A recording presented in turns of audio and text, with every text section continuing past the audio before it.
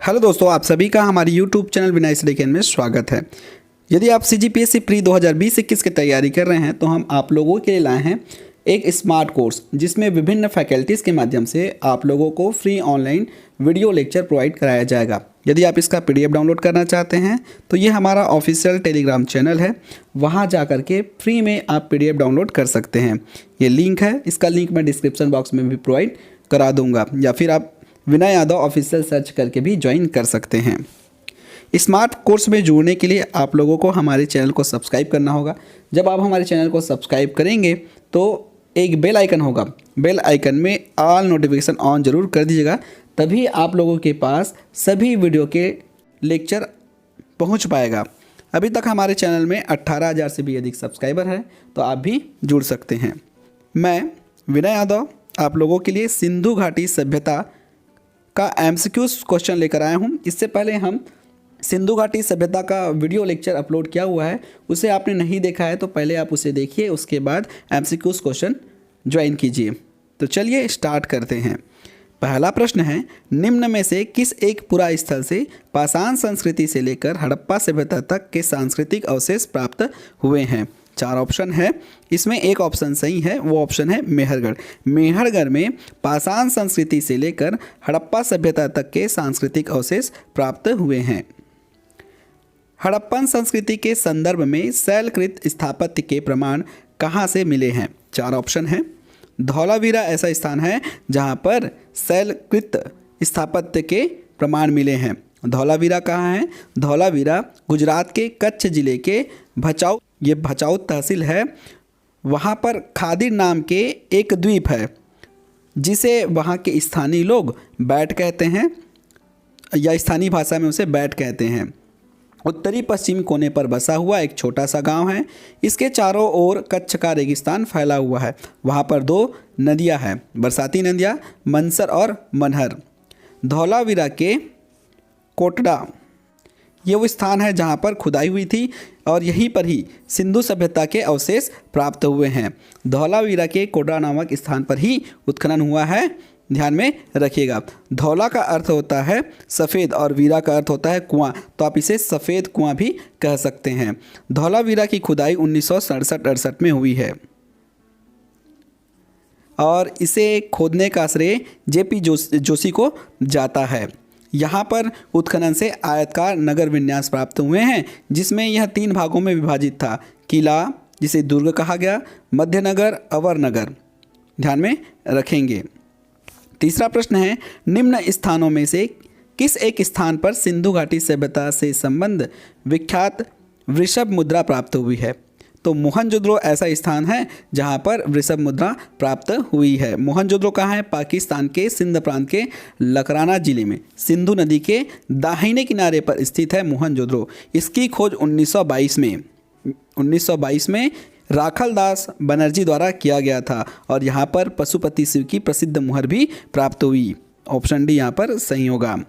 चौथा प्रश्न है, हड़प्पा के लोगों की सामाजिक पद्धति क्या थी? तो वहाँ के लोगों की सामाजिक पद्धति उचित समतावादी थी। ऑप्शन ए सही होगा।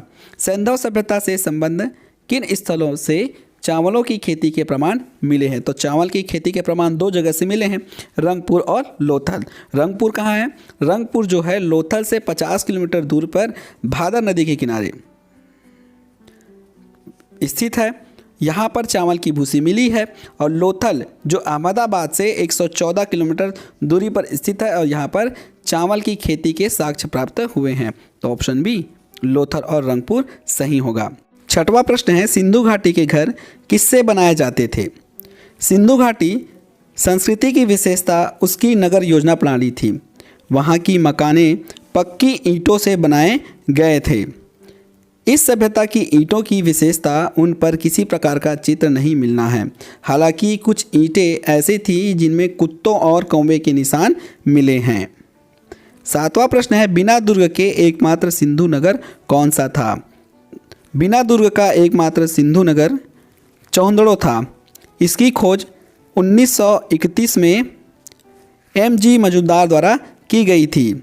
सिंधु नदी के बाएं तट पर यह स्थित था। यहाँ पर बड़ी मात्रा में प्रसाधन सामग्री मिले हैं। 8वां प्रश्न है, लोथल नामक स्थान पर निम्नोक्त सभ्यताओं में से किसका जहाजी मालघाट थी? तो सिंधु घाटी, ऑप्शन ए सही होगा। लोथल नामक स्थान पर सिंधु घाटी सभ्यता का जहाजी मालघाट था। इसकी खोज 1954 में S.R. राव द्वारा की गई थी। 9वां प्रश्न है, सिंधु सभ्यता के टेराकोटा, टेराकोटा क्या है? मिट्टी से बनी आकृति में निम्नलिखित में से कौन सा पालतू जानवर विद्यमान नहीं था? गाय की आकृति के कोई साक्ष्य सिंधु घाटी सभ्यता में नहीं मिला, तो ऑप्शन सी सही होगा। 10वां प्रश्न है, हड़प्पा की सभ्यता निम्नलिखित में से संबंधित है। हड़प्पा की सभ्यता कांस्य युगीन सभ्यता थी, तो कांस्य युग से संबंधित थे। तांबे और टीन को मिलाकर कांसा बनाया जाता था, इसलिए इसे कांस्य युगीन सभ्यता भी कहा गया।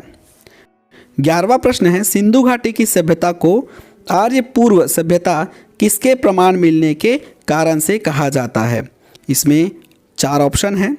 सिंधु घाटी की सभ्यता में प्राप्त मृत भांडों, जो कि मिट्टी के बर्तन से बने होते थे, के आधार पर इसे आर्य पूर्व सभ्यता कहा गया है। ऑप्शन सी बर्तन। 12वां प्रश्न है, सिंधु घाटी सभ्यता के लोगों की मुद्रा क्वाइंस में किस देवता की आकृति चित्रित थी? पशुपतिनाथ इसका सही उत्तर होगा, क्योंकि मोहनजोदड़ो से प्राप्त एक मुहर मिली थी, सील मिली थी, जिसमें 3 मुख वाला एक पुरुष ध्यान की मुद्रा में बैठा हुआ था। उसके सिर पर 3 सींग थे।